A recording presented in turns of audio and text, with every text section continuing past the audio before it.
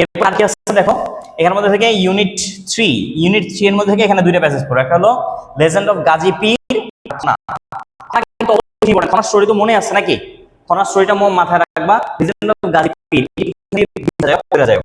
আচ্ছা দেখো, ইউনিট 4 এর আছে একটাই, সেটা হলো কি the Negro the still not free. এখন কথা হলো কি যে স্যার এই একটাই তো 10টার সমান। হ্যাঁ, একটাই 10টার সমান। আমি এই যে প্যাসেজটা দিছি না, এইখানের মধ্যে থেকে এরকম ভাবে তৈরি করা যে তুমি যদি প্রত্যেকটা বাংলা লাইনগুলো খালি পড়ে যাও, দেখবা যে 2-3 বার পড়লে পুরো স্টোরি তোমার মাথায়। ইংরেজিতে একটু হলেও দেখছো, শব্দগুলোকে তুমি বলতে পারবা না। এই পুরাটাকে 2-3বার দেখার দ্বারা যে বাংলাটা একদম পুরো মাথায় সেট, তুমি এমনি পারবা।